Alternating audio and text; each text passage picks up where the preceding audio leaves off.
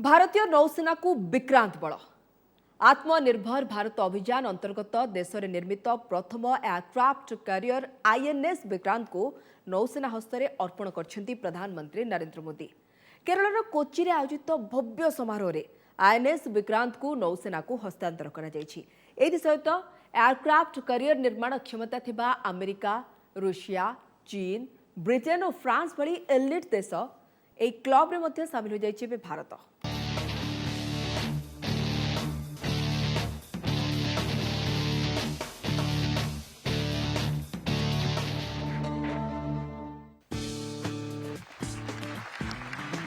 बढ़िला भारतीय नौसेनार बल स्वदेश निर्मित एयरक्राफ्ट कैरियर आईएनएस विक्रांतर कमिशनिंग कले प्रधानमंत्री। केरलर कोच्चि रे ये होछि से गर्व आउ गौरवर मुहूर्त। भव्य समारोह रे आईएनएस विक्रांत को नौसेना को हस्तांतर करिसेंति प्रधानमंत्री। प्रतिरक्षा मंत्री राजनाथ सिंह एवं नौसेना मुख्य एडमिरल आर हरिकुमार मध्य एही समय उपस्थित थिले।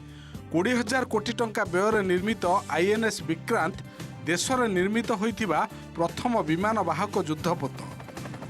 एथिसह एयरक्राफ्ट कैरियर निर्माण दक्षता थिबा अमेरिका, ब्रिटेन एवं फ्रांस भली एलिट देश तालिकार निजको सामिल करिछि भारत। एही अवसर में देशवासी को संबोधित करी प्रधानमंत्री कहिसेंति विक्रांत विशाल, विराट एवं विशिष्ट। आत्मनिर्भर भारत अभियान यह आउ एक विराट उपलब्धि बोली प्रधानमंत्री कहिसेंति। विक्रांत विशाल है, विराट है, विहंगम है। विक्रांत विशिष्ट है, विक्रांत विशेष भी है। विक्रांत केवल एक युद्धपोत नहीं है, ये 21वीं सदी के भारत के परिश्रम, प्रतिभा, प्रभाव और प्रतिबद्धता का प्रमाण है। भारत के मैरीटाइम इंटरेस्ट को सिक्योर रखना इंडियन नेवी की सिग्निफिकेंट रिस्पांसिबिलिटी है। आईएनएस विक्रांत की कमीशनिंग से नौसेना की कैपेबिलिटी में और अधिक वृद्धि होगी।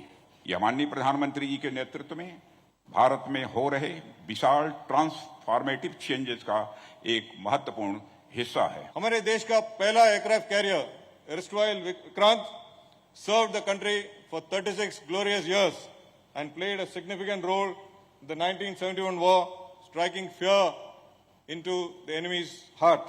शक्तिशाली विक्रांत के कमांडिंग ऑफिसर और क्रू को ये कहना चाहूंगा कि आप सबका कर्तव्य रहेगा कि इस महान लीगेसी को और निष्ठा एंड डिवोशन के साथ आगे बढ़ाएं। प्रशंसा हम करते हैं इंडियन नेवी के इंजीनियर अफसर जो काम किए हैं, जो कारीगर, जो बिल्डर हैं, फिटर हैं, मैकेनिक हैं कोचिन शिपयार्ड में। पर ये कहना कि ये सिर्फ 2014 के बाद की उपलब्धि है, ये बिल्कुल गलत। 262 मीटर लंब, 62 मीटर प्रस्थ एवं 59 मीटर उच्चता विशिष्ट विशालका विक्रांतर ओजन 40,000 टन रु अधिक। यह स्वदेशी ज्ञानकौशल निर्मित देशर सबुठारु बड़ युद्धपोत। एथिरे 30टी फाइटर जेट एवं हेलिकॉप्टर मुतयन रही पारिबे। यार फ्लाइट डेक 2टी फुटबॉल पड़िया सह समान। सेहीपरि थरे इंधन भरिले समुद्र रे यह 7.5 माइल दूरता अतिक्रम करने को समर्थ। एथिरे 2300 रु अधिक कंपार्टमेंट और महिला सेनाधिकारी स्वतंत्र कैबिन रही। एथिरे 1600 नौसैनिक मुतयन रही पारिबे। विक्रांत रे लागिथिबा 8टी पावर जेनेरेटर संपूर्ण कोच्चि शहर को आलोकित करिबारे यथेष्ट।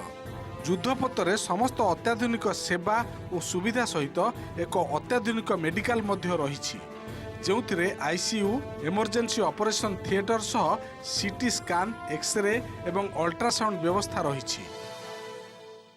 ये जो पिछली गवर्नमेंट थी यूपीए की, अगर ये सही मायने में इसके ऊपर काम करती तो ये जो प्रोजेक्ट है हमारा आईएनएस विक्रांत का, ये इतना डिले नहीं होता और ये अभी 8-10 साल पहले कमीशन हो गया होता।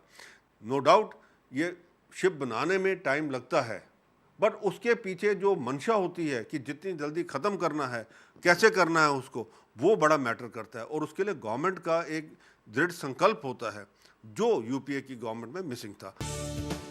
2009 आरंभ होइतिला आईएनएस विक्रांतर निर्माण कार्य।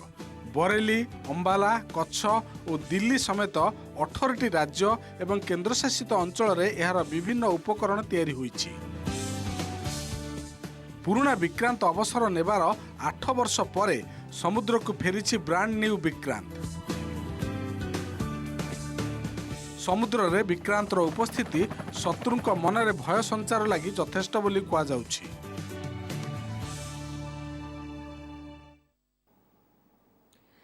बदलिला भारतीय नौसेनार एनसाइन बा प्रतीक।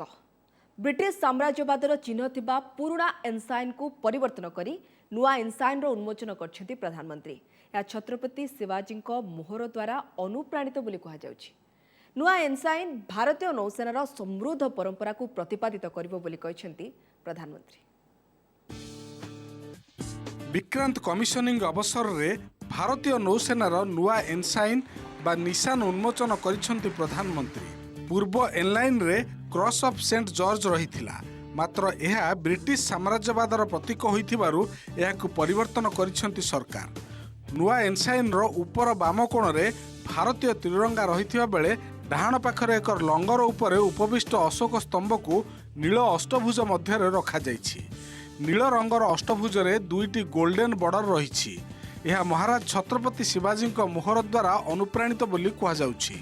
लंगर तले वरुण देवता स्तुतिगान करुथुबा वैदिक मंत्र सांग न वरुणा लेखा जाइछि।